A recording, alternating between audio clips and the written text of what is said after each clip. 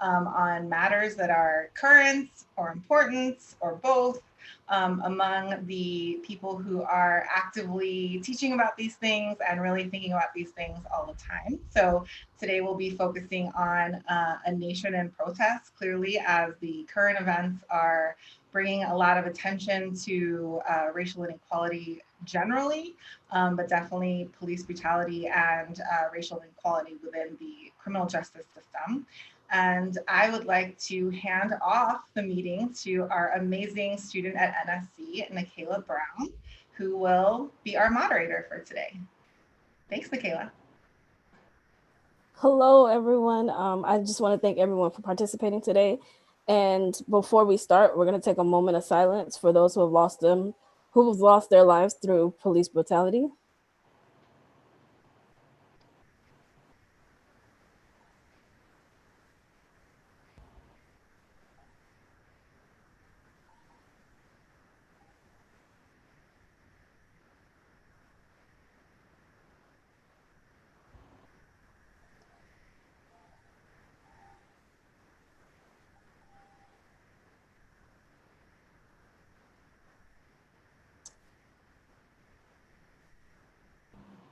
All right, so we're going to go ahead and start.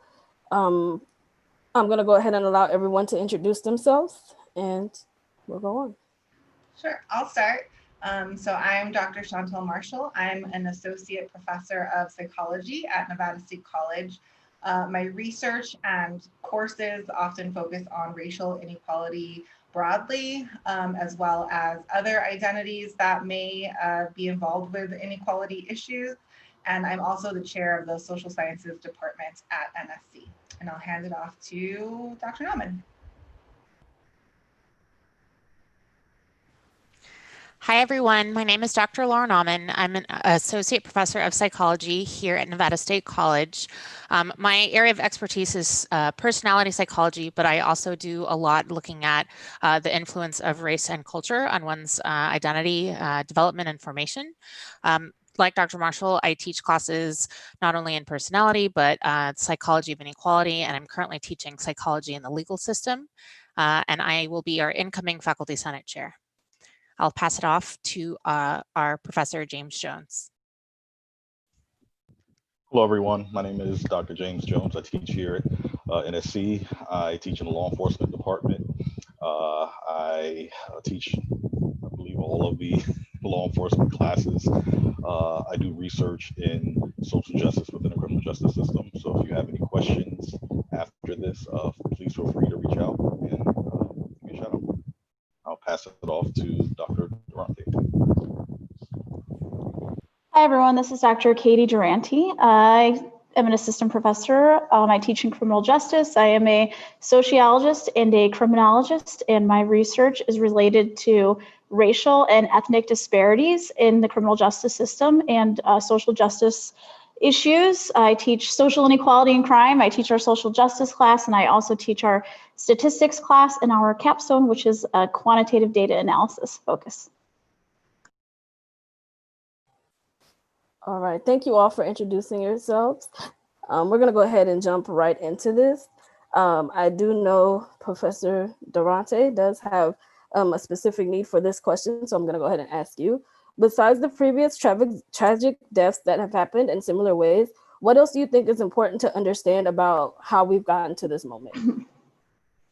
Well, thank you for the question, Nikayla. I think that this is a really important issue that people understand, because while the death of George Floyd is really important, it's certainly there's a lot of context that has contributed to the anger that we've been seeing. So I think it's really important to recognize that the past 40 years or so have really been characterized by massive cuts in public services, massive cuts in state subsidies to education, cuts in housing, cuts in healthcare. Meanwhile, while we're cutting federal and state budgets there, we're not really cutting those budgets. We've been shifting that spending towards having a large carceral state. So we see overcrowded prisons, mass incarceration, lots of money spent on policing and criminal justice and community sanctions in general. And so I think a big part of the anger has to do with how we've been spending our money, and instead of investing them in helping people have more opportunities, we've been investing it in punishment. So at the same time, we see these massive gaps in wealth and income and opportunities, stagnant wages. We see that millennials are the first group to be really worse off than our parents. Most of us can't afford to buy houses. So these big disparities in income and wealth and opportunities are really just furthering the racial injustice that we've been seeing in this nation. And I think COVID-19 has been really good for all the bad it's done. One area where it's been good is that it's really revealed these deep inequities in race and ethnicity and class and, you know, access to healthcare and who's really impacted by these jobs. And then I don't want to go on too long, but I think some areas related to the criminal justice system specifically to consider is that Black people are more likely to be stopped by the police. They're more likely to have their person searched. They're more likely to have their car searched than their white counterparts. They're more likely to receive the death penalty, especially if the victim is white. They're about 4 times as likely to be arrested for drugs and 10 times as likely to be incarcerated for drugs, despite the fact that there is no evidence that they use or sell drugs any more than white people. And at the same time, Black men are also most likely to be the victim of homicide, which raises questions if law enforcement is really protecting them as well as they're incarcerating them. Thank you for that. Thank you.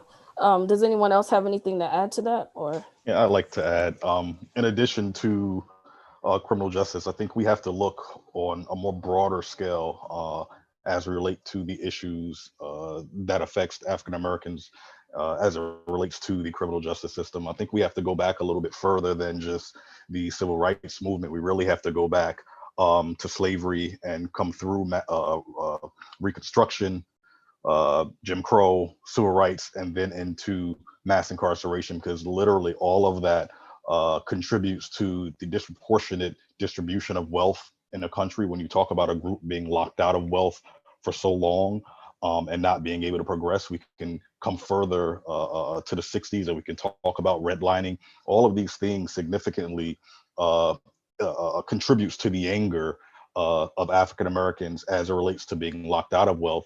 And then not only we can talk about that, but then as Dr. Durante talked about, we can talk about some of the statistics.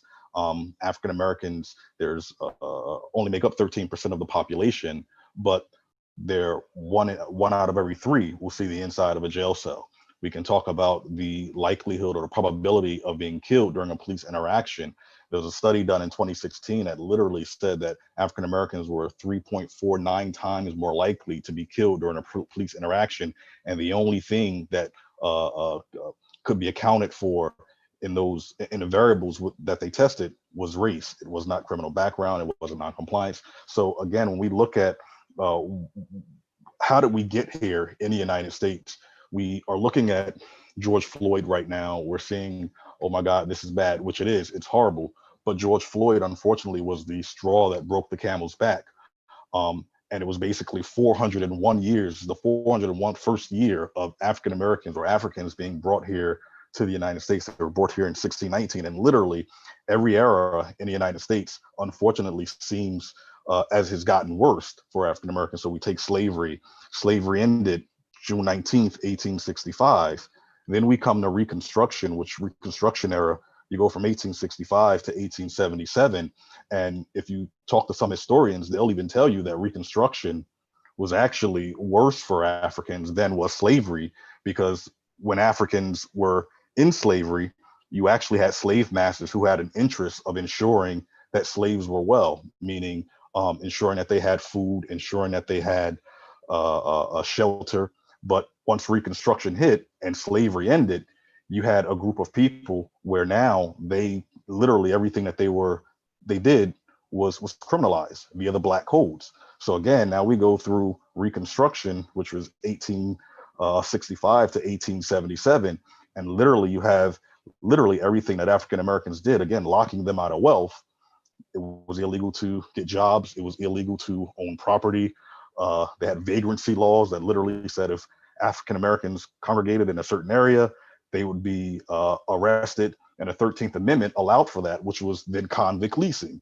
And then when you leave Reconstruction era and you come to Jim Crow, you're locked out of wealth again, and you come through Jim Crow, and a lot of the black codes that were established in the Reconstruction era were just transferred and renamed during the Jim Crow era. Then you come Jim Crow and go into the Civil Rights era. And with the Civil Rights era, now you're starting to see the Voting Rights Act passed, the Civil Rights Act passed. And now you're starting to see now where African Americans now are able to start working. But then there was so much discrimination through redlining and things of that nature that locked them out of wealth. So now when you come now into 2020 and you see a George Floyd, it just seems like, well, we've had all of these things happen prior to that. And this is the frustration that you're seeing from all of these eras prior. So again, when we look at what's happening now in 2020, we really need to go back further to the beginning, because we're really not that far removed from slavery. And the things that happened during slavery, the being locked out of wealth, the unfair treatment, it still goes on today, and it has a significant impact on African Americans. And this is the frustration that you're actually seeing. Yeah, if I could add to it, I mean, this question alone could probably take up our entire conversation. I'd like to make 2 points. I think what social psychology and just psychological research in general can add to this conversation is that we can run experiments, right, to see what is the actual cause of some of these inequalities. Not everything can be put into an experiment, not everything can be put into the lab, but we try our hardest to figure out what is actually going on in people's minds, whether they are aware of it or not, as they are making sometimes life and death split-second decisions. And so, my advisor when I was in graduate school was Jennifer Eberhardt, who has done a lot of work on policing and race and how it plays a role in criminal justice. And, one of her groundbreaking papers showed that people, police officers and non-police officers alike, have an implicit association between Black faces and thoughts of crime, right? So and she, found that it's a bidirectional association, which is actually very odd. It's not a usual finding that things are bidirectional. And what that means is that when you see a Black face, your thoughts of crime are activated. And when you are thinking about crime, specifically violent crime, your thoughts of Blacks are activated. So those few seconds, right, she argues, are that history that Dr. Jones, you just talked about, all wrapped up in just a few seconds, in which somebody might have to make the decision whether someone is a criminal, how violent they might be, how much force is going to be needed to make sure that they comply, and of course using deadly force. Like, all of those decisions are made in just a few seconds, but they are informed by that history, by our media, by the way that we think of different groups in our mind's eye. And so I think that is where psychology can really bring a lot of that context, that it is really in the American psyche, right? It's not something that is just a few people who happen to have these racist thoughts. It's really that our associations are a reflection of the larger culture that we are all born into and we grow up in, and we absorb those thoughts. And so one of the things that often comes up is, well, if we have more Black police officers, or well, that couldn't have been a racist police officer because that police officer was Black or Latino or whatever. And that really takes away the fact, we know that anyone can have these associations and these biases because we all grow up in overlapping cultures, right? Even if we have different experiences individually, we still have the overarching culture that we are a part of, and that becomes a part of our own processes. So I think that's where psychology can really bring that causal link to some of the things that we are seeing. And those experiments have shown, those associations quicker to make a deadly force decision, more likely to make that deadly force decision when that person is unarmed, when the perpetrator is Black. And then the other point I wanted to make is that, as Dr. Jones alluded to, like with the civil rights movement, it's about salience, right? I think one of the reasons that we are seeing what we're seeing today is that so many people watched that video, and there's no way to not know that it happened. But in previous times, even though a lot of Black citizens were saying this is happening, this is happening, this is happening, because people didn't see it and because it wasn't salient, it was hard for people to really know the level at which these things were happening. And not only that, but we had all of these incidents almost back to back to back to back, right? And so having those happen all at once in a time when we have little else to distract us, right? We don't have sports, we don't have events that we can go to and prepare for. I think because it was so salient in people's minds, it was that straw that broke the camel's back. It needed all of those things to sort of be happening simultaneously. So I that's what I have to say about the psychology piece with all of this. All right. Before we continue, I do want to let everyone know this is a live recording. So if you have any questions or you want to add anything in, please feel free to write it on our YouTube and we'll get it out. And yeah, we're going to carry on to the next question. A lot of people in this movement want to see the officers involved with the death of George Floyd be convicted. Is that the goal, or is that the difference goals, or what are we looking for in the outcome of this? Anyone can take that. I can start. What I was going to say, or maybe actually pose a question to my colleagues from the last question was, and I think Dr. Marshall kind of touched on it, given the context of being in a pandemic. Many of us are home and don't have other distractions to kind of pay attention to. I know for me, when this incident happened, I was unsure how our collective society was going to respond, because to me, this is not new. And I think many people have an understanding of that. And I also know that there have been many other cases before George Floyd that have been recorded. And I think certainly the emergence of the Black Lives Matter movement was in response to various cases that have been recorded. And for me, I am surprised, obviously, thankful that it has had an impact on so many people. But I know that I've been listening to commentary where they are saying that these protests have a much higher rate of involvement from white individuals relative to Black and people of color engaging in these types of protests and demonstrations. And possibly, again, I think Dr. Marshall made some really good hypotheses about why we are seeing more response and more frustration and things, as well as the economic climate that highlights the economic inequality. I think what's been frustrating, knowing all of those cases before George Floyd as an example, in the few instances where police officers, well, and I'll certainly defer to my colleagues in criminal justice and law enforcement here, but the first issue is having police be held accountable. And that first step in what many of the people were waiting for with these protests were those charges. And so oftentimes the charging is left to the prosecutors and the district attorney's office to decide, do we move forward? And while I think everyone was able to see that there was probable cause to move forward, we had to wait however many days we did to just see that first officer charged. We know that in many of these instances, if the evidence has to go to a grand jury to decide to indict or not, we often see that grand juries are, I guess I'll use the term lenient in terms of not choosing to indict police officers.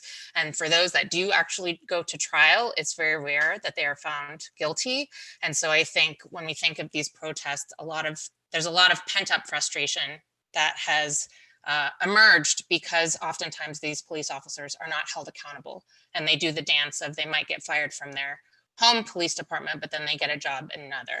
I mean, certainly this is just one component in terms of helping people feel that there has been justice, but I think that this is not the only problem. And again, I know we'll probably cover some of these other issues throughout this hour, but the criminal justice system has flaws and bottlenecks at all different points that are stacked against Black Americans the most, but also people of color secondarily. So I'm curious to hear what my other colleagues have to say. Charging and finding them guilty and having them serve time is only one component of the larger issue, but I certainly think that would help in some people feeling that at least justice has been done for George Floyd. I can contribute to that. I think the charges being charged is a good thing. It's great, obviously. But for, I think, the African American community, they've seen charges or police be charged in the past without a conviction. We can go back to Rodney King, 1992, in LA, where you had some of the riots in LA because the officers were found not guilty. We can even we can come up a little bit more recent to the shooting on the Danziger Bridge in New Orleans, where the officers were initially found guilty and then the guilty verdict was overturned. We can talk about a lot of issues where, again, police have either been charged and been found not guilty or not charged at all. So what I would say is, while this is a good step in the right direction, I think what African Americans would like to see overall is policy change. Someone asked a question on a Facebook group that I'm in. They asked, well, the officers have been charged. Why is the protesting still occurring? Well, the protesting is still occurring because, again, if we look at statistics as it relates to criminal justice as a whole, we know that African Americans, again, are killed at higher rates than their counterparts, despite making up a much smaller segment of the population. We know that African Americans are sentenced to longer prison sentences than their counterparts. We know that African Americans are arrested at higher rates than their counterparts, despite engaging in crime at the same rates of some of their counterparts, especially when we talk about narcotics use and even narcotic sales. So again, I think the purpose of these protests here in the United States, as well as in other countries, is really to have criminal justice reform that allows the criminal justice system to treat African Americans equally as they would all other citizens of the country. So again, this is a step in the right direction, a charge, but this is not what African Americans want to see on a greater scale. We like the officers to be held accountable for the death of George Floyd, but then also would like to see criminal justice reform as a whole, so that African Americans are treated equally in the criminal justice system. All right, are there any other comments on that? Yes, if I could jump in. I take notes as my colleagues are talking. I have so many thoughts. Yeah, so in terms of the officers being found guilty, I still worry that that might not happen, given the history of these kinds of events in the past.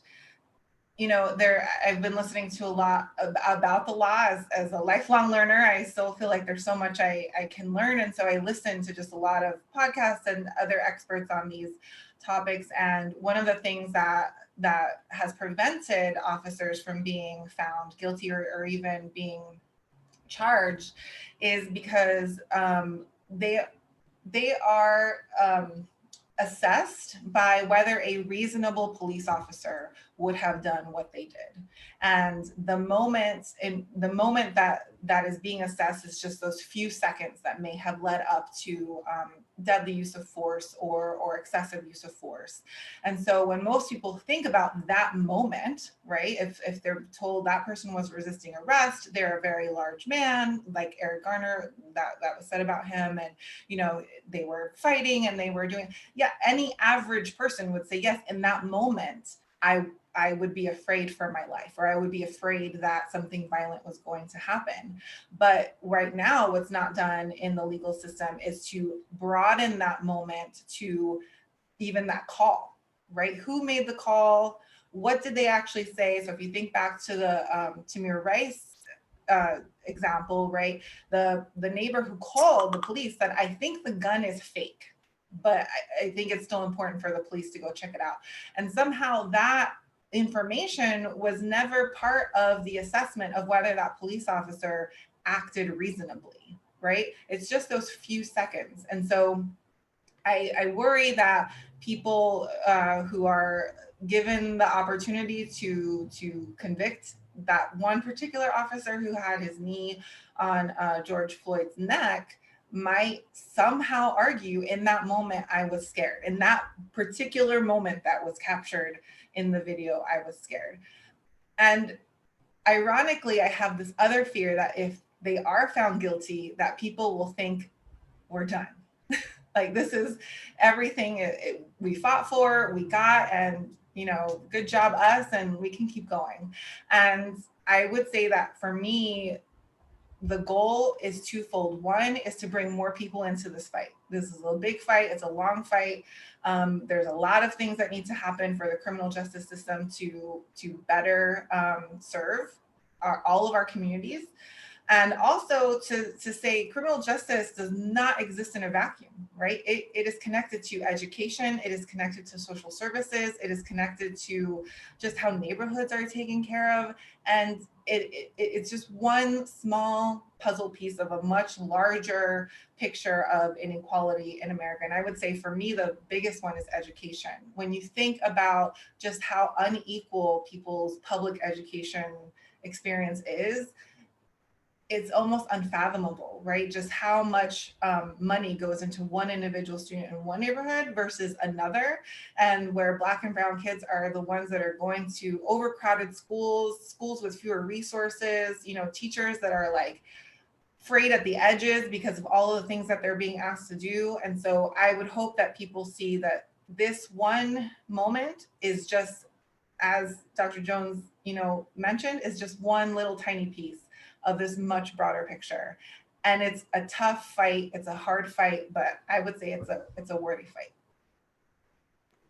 So I just want to say too that in addition to that I, you know, tend to agree that we really need to reevaluate how we spend money, because if we invested into institutions to assure that people had more opportunities, we can prevent a lot of crime from occurring in the first place and reduce the size of our criminal justice system. But I also want to say some concrete ways that we could reduce racial disparity throughout the criminal justice system. So for example, we could abolish the death penalty. We could roll back mandatory sentencing.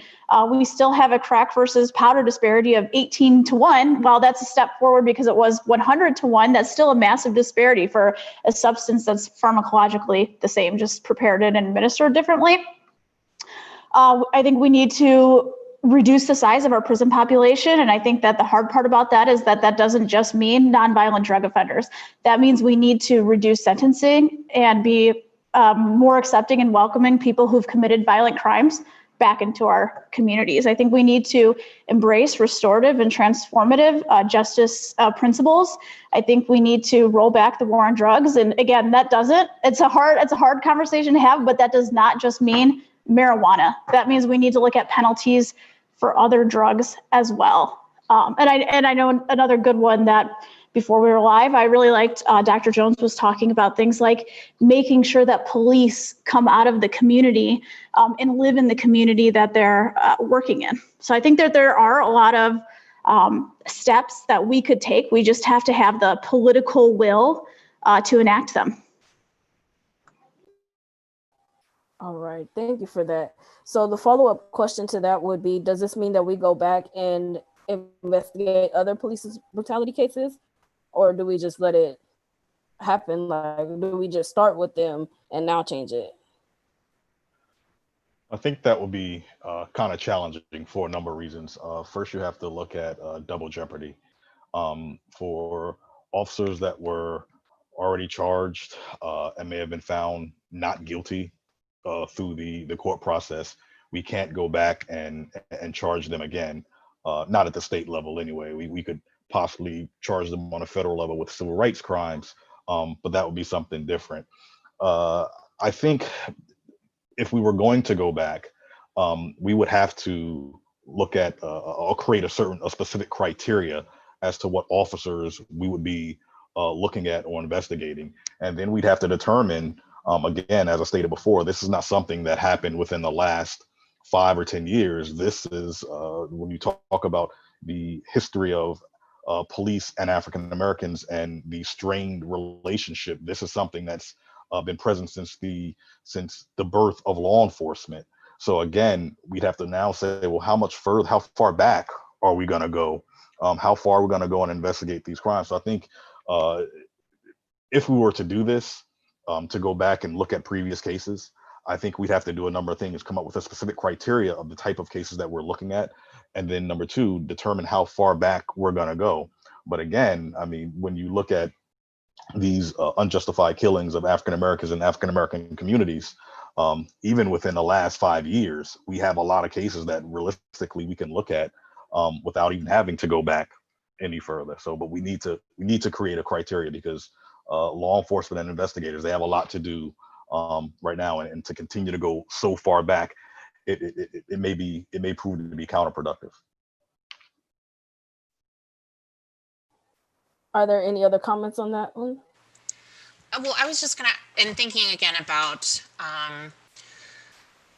these cases and police, whether they're charged and then found guilty. I wanted to pose to my criminal justice colleagues. I've recently seen and heard from Rashawn Ray, who is at the Brookings Institute. He recently proposed reform that said that in the civilian payouts that go to the families of those who've been wrongfully killed, that is often coming from taxpayer money. So back to Dr. Durani's comment about all of the money that is kind of shuttled into the police departments. What are your thoughts on moving that? I think he said kind of like a model the way that hospitals, you have to take out malpractice insurance for your doctors. And if they get if they do too many things that are negligent that require the hospital to pay out tons of money, that person is going to be removed or reprimanded or something like that. Would that make any movement in holding more of these police officers accountable if they were shifting kind of how victims' families are being paid out? I don't know if any of you guys have thoughts on that. Well,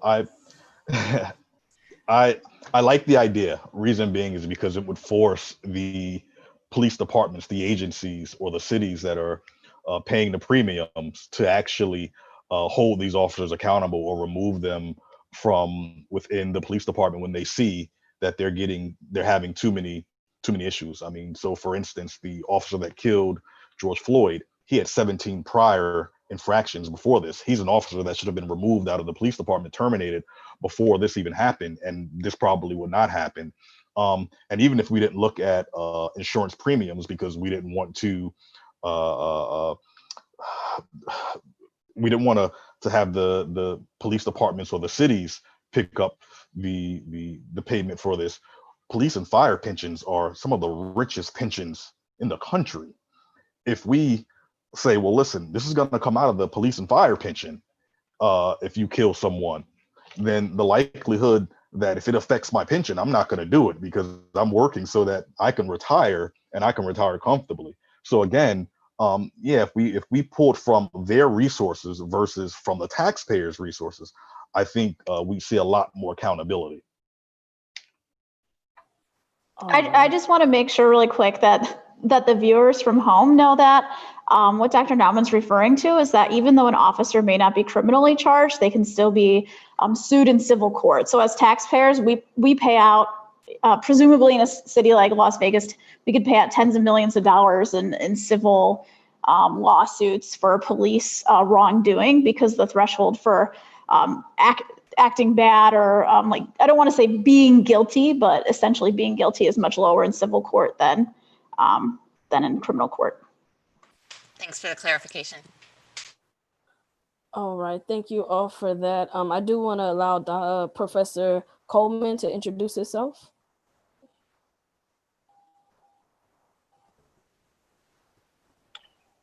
Hi, sorry about my tardiness. I am between 3 meetings right now, so I have like 45 minutes or so. But yeah, so my name is Stephen Coleman. I am the Director of Educative Preparation for the College of Education here at UNLV, the Department of Nevada State College, more so in communication. And at UNLV, I teach in Greenspun with the OCHR College of Urban Affairs over there. And I'm active in the community. Do a lot to make sure that we can take what we learn from a theoretical framework to make that very practical and look very much towards like implementation. So I also do a bulk of training and development. I run internships that focus solely on that as well too. So So yeah, that's that, and I'm open for whatever questions that we may have and to have a larger discussion on how we can move the needle together.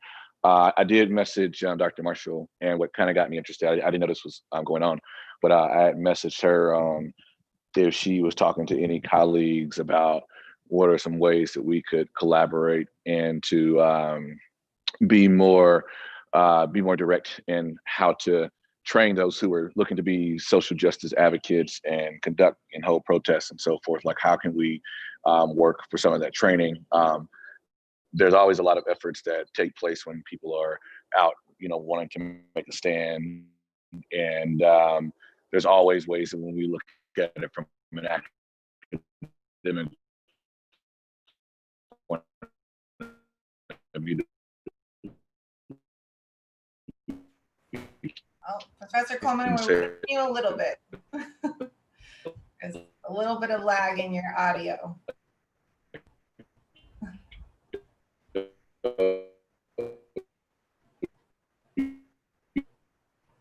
Okay.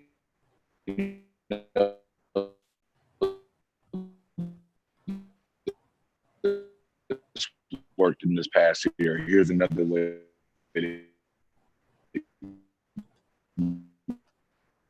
All right. Michaela, if we want to keep going, and I'll work with Professor Coleman to get his audio working. All right, we actually do have a question from someone, and it says, what can we do on an individual level to fight against inequality?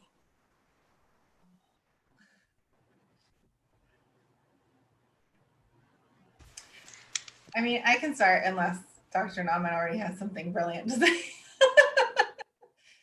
It really depends on the inequality that you are talking about, right? So broadly is tough. It's tough. So I would say the first step is to understand that it's a hard fight and it's a long fight, and it's probably a lifelong fight. And one of the things that I've noticed in my social media, where I have a lot of non-Black allies or people who want to be allies, is saying, what is one video, what is one movie, what is one article I can share with my friends and family that will make it all clear? And I'm like, if that worked, we wouldn't be in this situation, right? Many of us have been doing this work for a long time.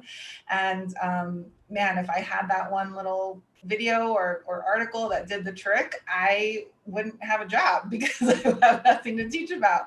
And so I think it's important to, one, show yourself, show the work that you've been doing, the work that you want to do, to say, wow, I never knew these things existed, and I'm going to do the best I can to understand them, and to share that information with other people, right? To say, hey, I just watched this great Netflix documentary. It's called 13th.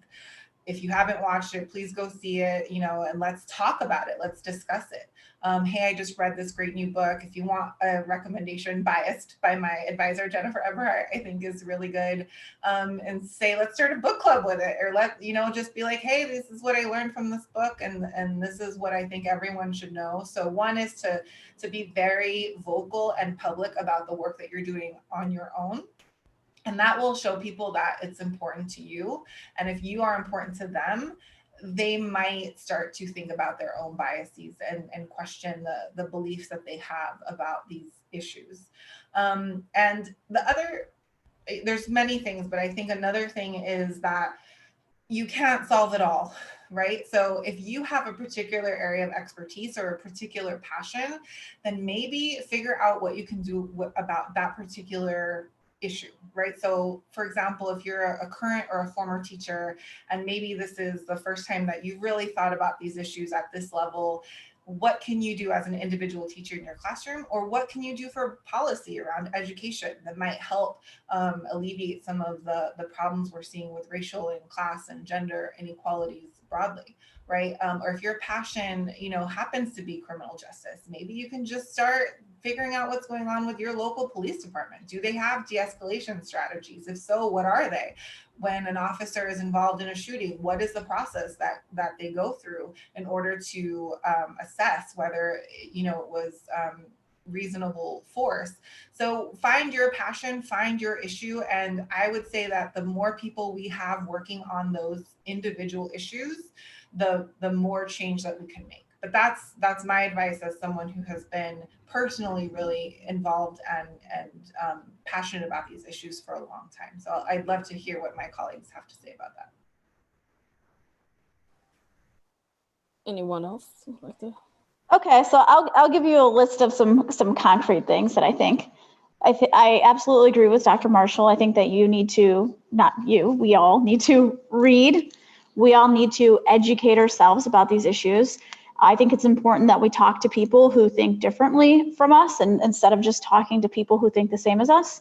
You can write letters to your elected officials. This is something that I do on my own. This is also something that I have students do in my social justice class, right? So we can learn to empower ourselves and advocate to our elected officials, advocate for policies that will help positively impact our communities. You can volunteer. There's plenty of local organizations that you can volunteer with, everything from, food banks to, I'll give you an example. Like, I'm a letter writer. I do correspondence with people who are incarcerated in Nevada for a nonprofit called Nevada Cure, who advocates for people who are incarcerated in their rights. So picking out whatever inequality issue that you're really passionate about and finding a way that you can volunteer and be involved. You could also donate money to critical organizations. So you might donate money to the ACLU. You might donate money to local organizations, the Sentencing Project, or the Marshall Project, right? There's all kinds of criminal justice organizations that do this groundwork and that also advocate for large scale policy changes. You can go out there and join the protesters. I was out protesting just last week. I joined them. Go down there, get your boots on the ground. And if you are somebody who's watching this and you're interested in learning more about these issues, we've been posting on the Criminal Justice Instagram page a list of books and highlighting different books every single day that deal with issues of racial justice, racial inequality in the criminal justice system, and police responses to protests. So there's plenty of things that you could do, and I think the most important thing to do is keep asking yourself, like, what do I do? And if the answer is nothing, then think about how you can change that. All right, Dr. Nauman, I know you had something to say, so go ahead and. Thank you, Nikayla. I echo my colleagues and all of their really great suggestions. I did want to share, I'm reminded by some of the conversations that I've had in class with students and kind of feeling frustrated trying to engage. So if you are white or part of a majority group member and trying to engage with Black individuals or other people of color, I know that there's sometimes anxiety or fear about engaging in those conversations and trying to make yourself feel like expressing genuine sincerity of caring. And I think one thing that is important to remember, as we've all alluded to, these are not new issues, and these are issues that people of color, Black people, are dealing with daily. They're thinking about them all the time, and that you've heard the term white privilege, or having this, not having to think about it is something that is very salient for people of color. Again, the talk that parents have to have with their young children about how to engage with the police, or what it feels like when you experience discrimination. And so I'm so happy that we are having these conversations and that people are taking a critical look at what that means in their own lives to have that privilege. So I think that's one thing that you want to keep in mind, and that, as my colleagues have alluded to, this is not something that is just a day, or once they get charged, we can kind of close up shop and, as Dr. Marshall did, we're done, pat ourselves on the back. There are so many issues, so many just in the criminal justice system, more than, shooting unarmed Black men, that if you can find something, again, if it's education, if it's healthcare, if it's criminal justice, find something and just start. I think that's really the first thing. Obviously, if you are a student or have the opportunity to take classes, I think, before we end, we can all share the classes that we are teaching that are very relevant to these topics. So that's one easy way to become educated about those things. Reading voraciously, as Dr. Durrani has said. There's many great podcasts. Netflix has tons of really great criminal justice documentaries that you can, again, if you're trying to dip your toe into that water. But I think we have to remember that it's something that is going to require consistent doing things about. And I think to kind of just conclude my thought, you know, as a psychologist, we are usually focused on the more like individual level things that are within a person or part of the like immediate surroundings. And so, you know, we talk a lot about implicit bias and this idea that we are inculcated in a system that teaches us certain associations, black and crime, black is bad, white is good. So we also have to think about our own ways that we are reinforcing a system and that it takes time to unlearn those things. So I share one example that is not having to do with race, but I grew up with the understanding that we live in a heterosexual world and that when you meet people, you ask them like, oh, is this your girlfriend or opposite sex partner? And so going to graduate school in the Bay Area, where there's a very large LGBT community, I had to unlearn that process of making an assumption that the person's partner was of the opposite sex. It takes time, but conscious practice and reminding, you can unlearn those habits. It doesn't happen overnight. Right? New dogs or old dogs can't learn new tricks, right? It takes a bit of time. So you have to think about those things when you're like going to clutch your purse or going to quickly lock the door as you drive through a scary neighborhood, right?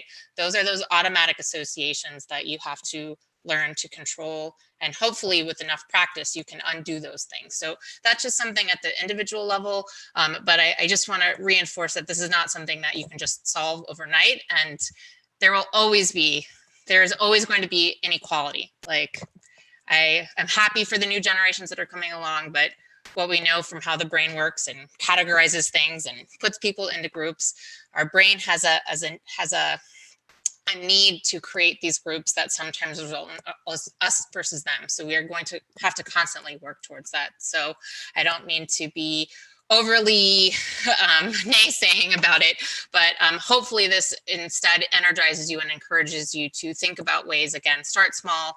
I know all my colleagues would agree, like we are constantly learning and educating ourselves. And, you know, before we jumped on live, we were talking about like, how do we feel about this example here? Or is this a good thing? So we're still constantly learning. So don't feel like you have to know everything.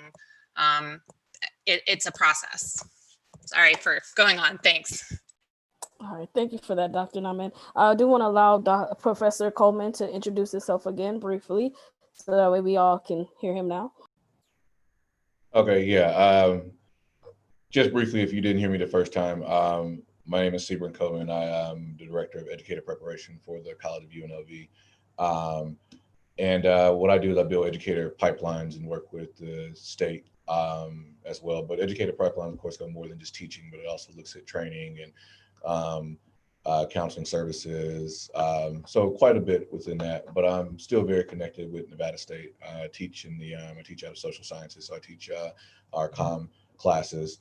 Since I won't be on the entire duration because I have another meeting, I do teach COM 217, which is argumentation and debate, but we don't look at it from like a great debater point of view. It is more based around in aspects of how do you look at roundtable debate and so forth. And it does a lot with how do you dispel these logical fallacies, and how can you determine like what's true and what's not true, what's credible and so forth. And then learning how to build cases and arguments around those, but more so like how to be like a really conscious consumer of media that you're actually seeing, since we know that media is the #1 driver in most cases on how we think the way that we do think anyway.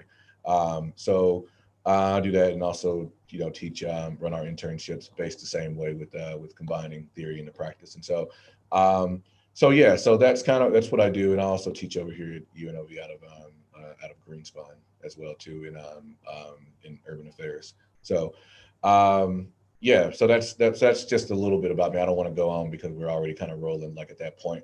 I did want to just second what Dr. Nauman had mentioned too. And I missed a couple parts earlier when we were talking about like how to get involved, but I do know for our allies who may not, you know, for people who have never done this before too, and if this is your first time hearing about this, one thing I like to encourage students especially is that this is a learning process, just as Dr. Nauman had talked about, and we don't have all the answers all the time. But one thing for both sets of folks is that, like, you know, if you are If you are, not a person of color and you're wanting to get involved in the fight and struggle and to make your voice heard and so forth, know that we need you, as our allies. Also know that, that you won't say the right thing all the time, and as you're learning, that's okay. But it's not okay to impose your will on, but ask questions. And for my people of color who are going to be out here, like fighting this fight with us, and that realize that we also need allies, I need you also to have that level of understanding as well too, that what, this person is asking from a genuine place. One thing I know last time when we had the conversation about the incident, what happened in Oakland, we all know the incident from the picnic, and we've seen all the memes and so forth, where the white lady called the cops on the black individuals there for having for being at a picnic and so forth. We had a small debate about this in my class, and one of my students said to one other student, well, why wouldn't you know this? Like, well, let's stop for a minute. You got to remember that all of our lives are different. And if and depending on region, depending on upbringing and so forth, as well as that, we all have we all grow up completely different ways and so forth. And because implicit bias is so real, that becomes our reality. It's true what they say, that perception is reality. And so a lot of times, that we may not understand, like what, we may not understand like what the other individual is going through, especially when it's sometimes like out of our realm and so forth. So this is all like a learning opportunity for this, but do understand that you will have biases, and that just because someone calls you out on your biases does not mean that you quit or that you that I give up because of this and so forth. So that's one of the biggest things to do, is to get involved, is to continue to grow. Go out into your, as Dr. Durante said as well too, you can go out into, into the community and to get active and so forth. Just make sure you still realize there's a pandemic going on, so wear your mask, as you're out. But there's so many different ways that you can get active, whether you're, right there in the streets or whether you're not. You can get active by talking to your people in your immediate circle about why these are wrong. I can't tell you the number of students who I have that take the class that say afterwards or even before class, that confide in me, to say, hey, I don't know how to talk to my parents about about the way that their bigotry, they're racist, they're homophobic, and they think that this is the one way. So I really want to learn, how can I have a conversation with them about without yelling and screaming and without making it just very emotional and so forth.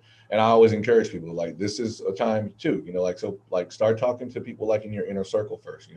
Everybody always thinks that whenever you want to make a move that you got to go out here and be out, out in the street and leading like a huge rally. You could just start with your own, with your own close circle of people that you're talking to, and encourage them to talk to other folks as well too. That's what we, so there's lots of things we like to do to get involved. I do appreciate the time that I can, be on here and to talk with everyone as well. So thank you, Michaela. I think I probably answered 2 questions in once and got a chance to introduce myself too. Can I add one more thing that is said a lot? Vote. Vote. I have been saying that a lot. I love voting. I vote in all of the possible elections. In fact, we're having an election in our county tomorrow, and not a lot of people might know that.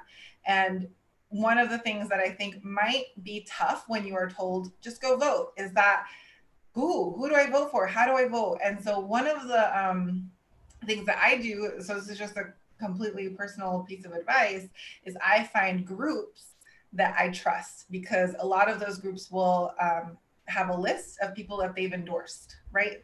Endorsements are really important. And you might not just find one group, maybe you'll find 2 or 3 groups that you're like, these groups kind of align with the way I think, whether that's a union, whether that's, women voting, whether that's people of your particular racial background, that you feel like you can trust them.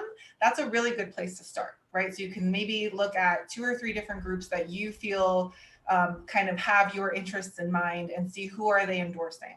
And if there seems to kind of be a consensus around certain people, that can give you some comfort in knowing that that person that you're voting for might have your interests in mind as well. And then if there's some where you're like, I don't know, this seems like everyone's telling me a different person, that's where you can really go in and like just start Googling people's names and see what are the laws they've helped pass, what is their platform, what are they promising. And so it does seem a little daunting, I think, to just go out and vote, because you don't want to vote without being informed, and yet trying to get individually informed on every single person on a ballot can be very time consuming. And so I would say start with looking at groups that might endorse folks who will probably have your interest in mind. That's a really, I think, a good place to start. And then you can sort of delve in more deeply if you want to. Can I add something on how to get involved? We're not going to know everything, as we already said. People don't know everything, so I would say educate yourselves. Read Michelle Alexander's The New Jim Crow. You can watch Ava DuVernay's 13th, Stony Road. Educate yourself, and then take it upon yourself to teach someone else. Again, because people are not aware of these issues. They may say, "Well, I'm not racist," but they may not know the history behind behind American minority relations. So educate yourself, teach others, and then also, like Dr. Marshall said, be vocal. And I would say, when I say be vocal, I don't necessarily mean you have to go out and stand on a corner with a megaphone or something like that. Don't underestimate the power of social media. You can be vocal on social media, and you may think, "Oh, well, I only have 100 followers, or I only have 150 followers."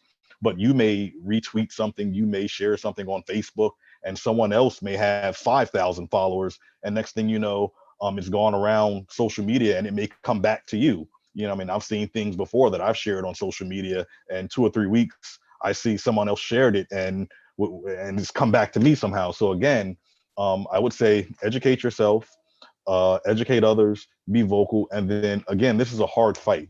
We're looking for accomplices. I like to use that word. I want someone who's an accomplice with me. So in the criminal justice system, if I do something and you're an accomplice, that means you did it with me. We're going into the cell together. I want an accomplice with me in this fight. I want you to be in it with me. But just know that sometimes when you're in a fight that may be unpopular to some people, you may lose friends. I can't say how many times that I've seen on my friends list, someone was there and then they weren't there because of something that I shared that may not have been popular to them. So again, you may lose friends, you may lose family members that don't agree with you. You have to be prepared. It's an ugly fight sometimes, but again, do those things, and your voice will be heard. All right, thank you all for those answers. We do have a question from the viewers, and it says, "What does it mean to defund and dismantle the police department?" This is one of those things that I did not know about. So I had to go and educate myself. And I will say what I understand of it broadly, and then I'll let my colleagues who have much more expertise in the area chime in with the specifics. So what I appreciate about this particular potential solution is that it doesn't mean just, not have cops. What I think I like about it is that it does mean there are ways to reduce and prevent interactions that lead to what we're talking about right now, right? So that interaction between a police officer and a citizen has a lot of stuff behind it. And so can we do other things? Can we shift the focus to things that we know prevent crime, right? So like putting more money in education, and putting more money into social services, shifting mental health issues to the people who are trained to do that, so that the police are not the only people interacting with people who are having a mental breakdown, right? So I see it as a shift of priorities to try and prevent these kinds of interactions that we are currently talking about before they even happen. So that's my understanding. I'm happy to learn more from my colleagues. So when we talk about defunding the police, literally all it is reallocating portions of their budget to other areas. So like Dr. Marshall said, there are a lot of different areas or a lot of different factors that lead to police interaction, especially in your minority communities.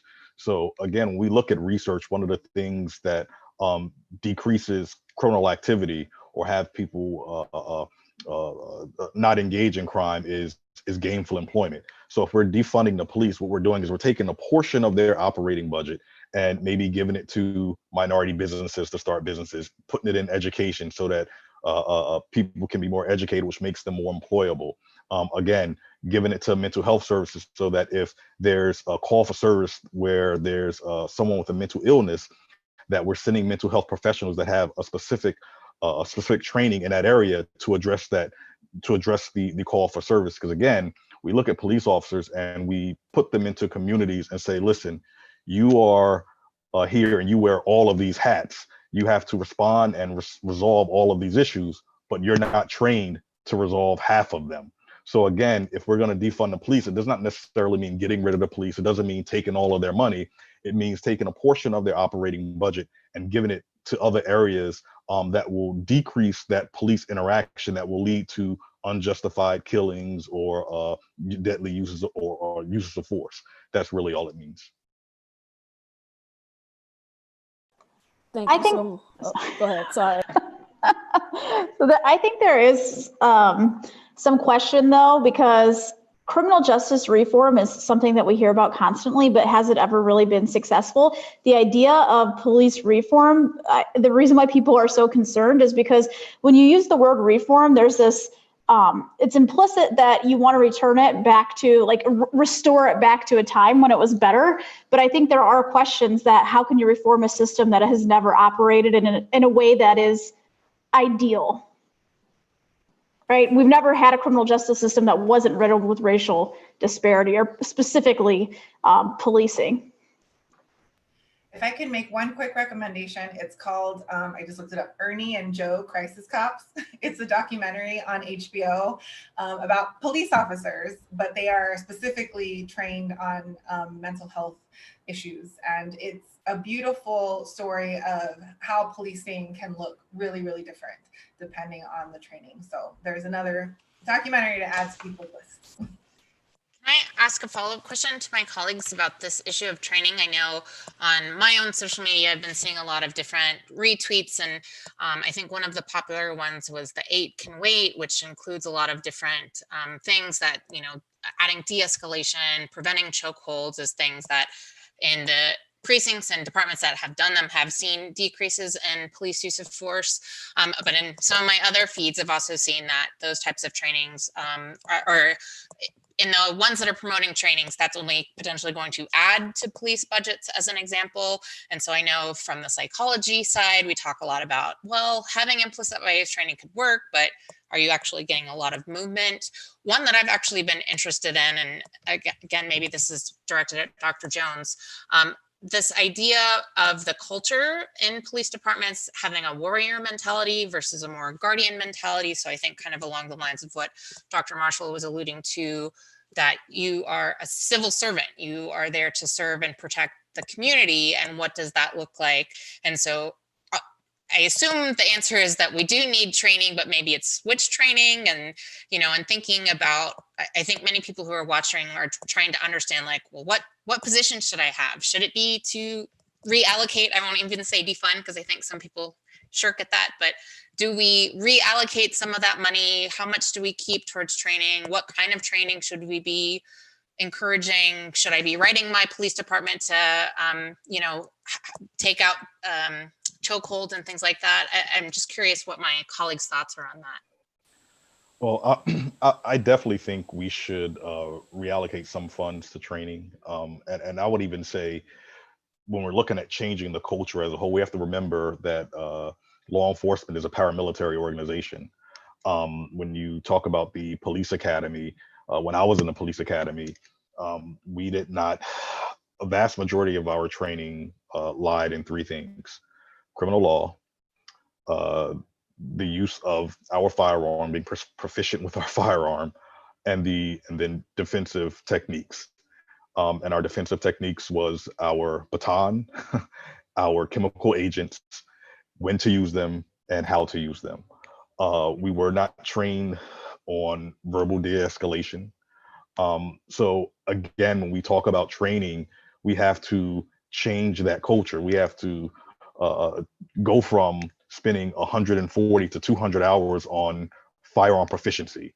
We have to maybe increase some of that training to include verbal de-escalation, to include cultural sensitivity. And again, that may mean lengthening the police academy, which then costs more money because you have to now bring experts in to actually train on those things. It then also goes to we've been the last few years moving towards professionalizing policing, which means that we're now asking people to have bachelor's degrees versus a high school diploma or a GED. There's a city in New Jersey, North New Jersey, where the minimum qualification, educational qualification to be a police officer is a GED. You're asking someone with a GED to enforce the law, giving them the authority to remove someone's freedom, and then giving them the ability to take a life. Those are very, very important duties or responsibilities and decisions to be made.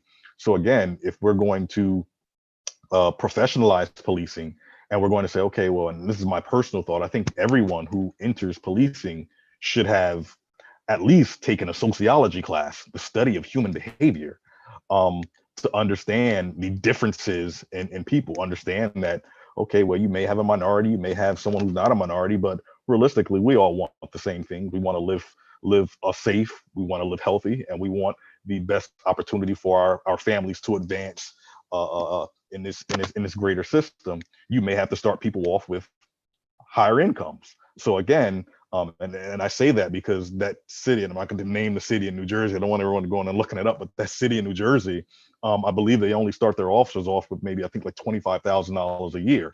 You're in a major metropolitan area. You're right across the river from New York, and you're talking about high cost of living. You're not going to get anyone who can go somewhere else with a bachelor's degree making 50, 60, or $70,000 a year. You're going to get people that unfortunately have the lower education and may not understand as much as you need them to understand when it comes to when should I use deadly force, when should I not use deadly force, and things of that nature. So again, talking about reallocating those funds can go to training. It can go to increasing the salary of police officers so that you can get people with higher education standards that may have taken, like I said, sociology, psychology, and things that will help them better understand their job and do better. So yeah, I think when we talk about reallocating funds, we need to look at training as well. It's great to look in a community, which we should reallocate those funds to services and to minority communities, but we also need to look at training and as well as recruitment of people that have higher education standards to better be able to serve the people in those communities. Can I jump in real quick? Because I'm actually someone who has implicit bias workshop training under her belt. It is one of my areas of expertise, implicit bias. And we were talking about this again earlier before we went live, is that implicit bias training, I don't like to use the word training, right? I like to use the word workshop because it really is like the teeny tiny itty bitty beginning of often making people aware of what implicit bias is and maybe a little bit on how to deal with it. But implicit biases are not individual biases. They are a reflection of what we take in. So I'm a social psychologist. I study how the world around us, whether that's literally the people next to us or the giant culture that we're in, affects our own individual beliefs. And so the idea that we would ask someone, however educated they are, to think completely oppositely to how everyone else in our culture thinks it's a tall order, right? It's a tall order even to come up with a training that would even be able to do that. It would have to literally change someone's life, because even if I were to be able to come up with, like, let's say a day-long or a 2-day-long training that did at least make people aware and make them motivated to want to change their minds and start doing the psychological, very difficult work of changing those biases, they would then walk back out into a world where media is reinforcing those biases, conversations they're having on social media are reinforcing those biases.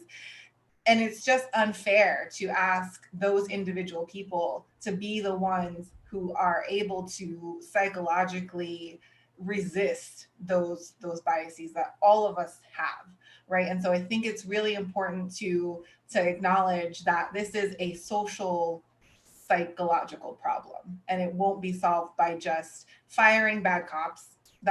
It's just that reinforces the belief that there are some racist people and that there are some non-racist people, and we just have to fire and get rid of all the racist people. That's not how this works. It's super ingrained, and we really have to think about what we are asking police officers to do when we give out this idea that somehow implicit bias training is going to be the solution to all of the problems. Alrighty, so we're actually going to switch gears and we're going to move forward just a little bit, and we're going to discuss how we as a school can better support our Black students. And this is actually a question that came into us, and it says, how can we as a school implement better support for our Black students? How can I use my voice as a student to create a better school experience for my fellow school students? So anyone can take the floor on that one.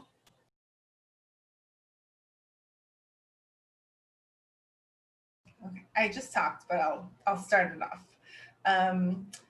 I think that most college students, but especially our college students at Nevada State, underestimate how much power they have, right? At the end of the day, what an institution of higher education is doing is creating a space for a learner and an educator. And it's the learner that we are serving. And so if students want something to happen on their campus and on our campus specifically, they have to make it known. They have to make it known, and not just to their faculty, although of course we are more than happy to hear it, but to the leadership, to other students, right? So one of the things that has come up in my conversations with students is to have physical spaces dedicated to students with marginalized identities, either broadly or individually. And space at any college is at a premium. It's hard to get a building or get a room or a hallway even. But if enough students ask for it, it becomes a priority for the college, right? And so I think it's important to start asking around, what do we want? What would we like to see different? What do we like that we would like to see more of? And then make that really, really known to everybody, because students, I think, have a lot of power that they're not necessarily using on their campuses. Dr. Nauman, you had something to add to that? Sure. I think, as Dr. Marshall alluded to, there's any number of levels that you could be becoming active as a student on campus. And so in this case, in terms of getting requests for space or faculty lines even, that you want to work through your student government, which is the Nevada State Student Alliance, or NSSA. So that could be going to their meetings, or taking it a step further, running for an office, so as a senator or eventually as one of the cabinet members. So that's a really great way to get involved, I think, on campus. I think when I think about all the places that you might encounter something where you could do something, one of them is in the classroom, right? And that has to do with like class is happening, your class is having a discussion. If you're in one of our classes, you're likely talking about things that are potentially controversial to some people. And so I'm reminded of some research in psychology that talks about the consequences of being someone who claims discrimination or says that something is discriminating against them or against someone else. And so this research says that people who kind of stick their necks out are doing so at a social consequence, that people see them as they're more likely to label them a troublemaker. They're more likely to say, you're just being too sensitive, or I didn't mean that, or I'm sorry if you're offended. So you hear, or you may encounter some of these types of conversations in your classroom. And so I think that, when we talk about being an ally, we say that, again, it's going to take work. You're constantly kind of in it, but just say something. You don't always have to have the right thing to say, but even just some kind of like, a loud comment like, wow, or gosh, that kind of diffuses the situation in the moment, and hopefully you can kind of then say like, hey, that sounded really problematic, or I don't know if you intended to mean it like that, but I could see how that sounds this way. And it's particularly hard for students of color to speak up because they know that they are going to potentially be labeled as being too sensitive. So if you are a majority group member, you actually have a lot of power, because your statement of like, hey, that wasn't cool, is unexpected. It's more expected from my minority group member, so it's easier to write off, to say like, oh, you're just being too sensitive. Oh, that's what all, Black students say. But if it's a white person or some other majority group member, if it's male with female, or straight with gay, as an example, you have a lot of power to like reinforce and validate that person's experience. And so it could just be something to say like, hey, that's not cool. But obviously, if you have the knowledge and can say why it's not cool, that's great. That's taking it a step further. But I think that, as instructors, and I know my colleagues can speak to this too, we're doing our best to moderate those conversations. And we can easily shut down a conversation or something like that. But we much prefer students to help with that dialogue and to help monitor your peers so that they are creating a respectful classroom environment. And obviously, if the time doesn't feel right, you can certainly come up to us after class to help us, let us know, and so that maybe we can try to address it. So, I think that one way that we can support Black students, and generally all students, is to create these environments that we want to operate in, and we all play a role in creating that space. All righty, thank you for that. We do have real quick, sorry. Go ahead. One of the things that I did when I was a graduate student is that we asked for data. So where I went to graduate school at Stanford, there was a lot of data on the graduation rates for the undergrads, but there was no data on the rates of finishing your graduate degree for graduate students. And we got a lot of pushback saying that it's messy data, students sometimes leave and come back, and we don't know if to count them. And we were just like, we are all smart people. We're at Stanford. I'm sure you can figure it out. And so we just kept pushing and pushing and pushing.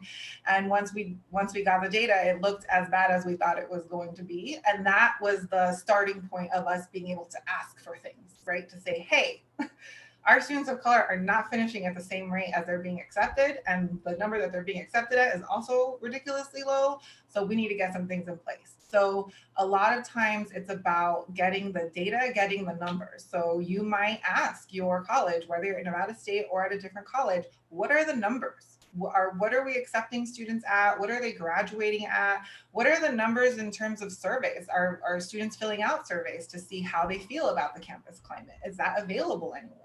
Right, so just getting data, I think, is really important. I teach statistics, so you should definitely know how to understand the data as well. So if you want to do that, you can take my or another statistics class. But to be savvy in statistics, Dr. Durante also teaches stats, is really important for these fights, because the inequality and the inequity are in the data, and then you can go from there. So that, I would say, is another way that students could hold the school accountable, not necessarily in a negative way, but just say like, hey, we care about these things and we want to know what's going on at our school. We need to hire more Black faculty as well. And in order to do that, we need to be serious as an institution. And it's not just about hiring them, it's about having something to offer them that makes them want to apply and work here. So that might mean investing in an African-American studies center, or Latinx studies center, or social justice, research center. We don't have these types of research support that some other institutions have, and I think that hampers our ability to hire faculty to some extent. That might be a little controversial, but I think it's an area to explore.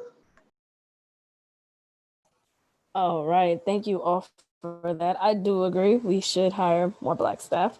To move forward, the last question that I think we have time for is, do you think there's something Nevada State College should be doing to help support Black students and faculty? We all kind of touched on it, but just to bring full attention. I think just one thing to add, related to Dr. Durani's comment about attracting Black faculty and other faculty of color is also helping retain them. And I know that as a faculty of color, I get a lot of students who are coming to office hours or wanting to speak to me. And again, I enjoy those moments of getting to engage with these students. But, in psychology, we sometimes call it, emotional labor, because it's asking us to think and serve as a support and comfort to that student. And again, I don't think any of us mind doing it, but because we are being asked by more students, another term that I've read, they call it a cultural taxation on faculty of color to do this type of emotional work and emotional labor with students. And so some schools, like the University of California system, now add that as a component to tenure files. And we get reviewed annually, and that you get additional recognition and I don't know if reward is correct, but at least recognition for that service that you are doing for the students, because you can certainly imagine that this is helping retain those students by having faculty of color who have an understanding and a shared experience with those students. So I think one thing that we could be thinking about in terms of how to better retain faculty of color is to acknowledge this amount of service above and beyond the average faculty member by meeting with these students, by serving as faculty advisor to their clubs, to doing all of these things. Again, it's not to say that my white colleagues can't do this, and they certainly do, but that, again, the research shows not only are faculty of color being asked to do this more, women faculty are being asked to do these types of roles more. So I think we need to think of ways and be innovative on how we can help support faculty in this, but also recognize it and reward it in some way. All right. Are there any other comments to be made on that? Or I think in my ideal world, where I spend a lot of my time, and I ask students to live in an ideal world too, because when we think about solutions or potential solutions, I like to start big and then scale down to what is actually possible, right? And in my ideal world, I would love to have an internal assessment of whether or not we are actually serving students, right? So if we are serving students of all backgrounds, but then specifically to marginalized backgrounds, what would that look like? What does that mean, right? Does it mean having, surveys where we ask students and faculty and staff about the climate? And if we do ask them, what would their answers look like, right? What does it mean for the percentage of students that we are admitting and graduating? What does it mean for the jobs that they get once they graduate? What does it mean in terms of how students feel interacting in diverse settings, right? Because we do have a social justice mission, and that should mean that students feel capable of interacting with people of diverse backgrounds and even welcoming of groups that are diverse. So I would love to have some sort of internal assessment that is not tied necessarily to school funding or, these metrics that we are rightly very thoughtful of, but just to make sure that we are doing the job that we claim that we are doing. I think that would be really awesome. And we as faculty have very few answers that we can give the students because we're not students. And so I think one thing that I know I have felt when I was on the student side, and sometimes I still feel this even as a faculty member, that I shouldn't have to come up with all the answers, right? Isn't there someone higher than me who gets paid money to come up with solutions? And I think it is just part of this fight that we have decided to be a part of, that often it's from the ground up, it's from the bottom up. And if you choose to stay within this fight, that's how it's going to happen, right? Even when we think about the civil rights movement and even the movement right now, it means putting in the hard work. It means rolling up your sleeves and deciding this is what we want to do. And oftentimes when I have done this work, like when I looked at the data in grad school, I was not doing it for myself. I was doing it for the students who would come after me, right? We have to think about all of the people who have come before us that did all the work, that have even allowed people who look like us or who have our backgrounds to be in these spaces to say, how can we carry that on and how can we make it easier for the people who come after us, right? It might not be just for us. It might be for the people who we don't want to have the same experiences that we had. So I do want to acknowledge that it is work, it's hard work, and there will be moments when you don't want to do it and you don't want to have to think about the solution to the problem that you're having. But in my experience, that's how things get done. That's how things move forward. And so I just want for people to recognize that it will be taxing, it will be tiring, but it will be worth it, because I've seen it. I've seen it make a difference. And nothing feels better than being like, it happened. So that's my 2 cents on that. All righty, thank you for that. So we have any last thoughts or final words? And I know we all wanted to discuss the classes that should be taken. So I'll go ahead and start with Professor James. On the spot. Can you guys hear me? Okay, cool. Well, I teach all of the law enforcement classes. The majority of my classes are law enforcement leadership. And if anyone obviously wants to make a change, and definitely by making a change, you can go into law enforcement, especially when you talk about law enforcement and you talk about the people that are in law enforcement is made up of middle-class white men. We need women, we need minority males, we need people that are members of the LGBT community. When you talk about diversity is much more than race. So we need people from all walks of life. So again, if you want to make a difference, and I'm not trying to steal students from anywhere, but if you want to make a difference and you want to make a difference on the front line, an immediate impact, come on and take law enforcement classes, or even become a law enforcement major and get into law enforcement. You can definitely make a difference that way. I mean, a psychology and law enforcement double major sounds amazing. All right, thank you for that. We'll go ahead and go to Dr. Nauman next. I just want to thank everyone who tuned in with us today, and anyone who happens to catch this on the repeat. Just to echo my colleagues, it's been a pleasure to learn from my colleagues. Like I said, I know it's easy for students to revere faculty, I hope, but to think that we have all the answers, and we don't. And, you know, we know our areas pretty well, but we enjoy learning from each other. We are all lifelong learners. And so it's been really fun and exciting to engage with you all today. So thank you.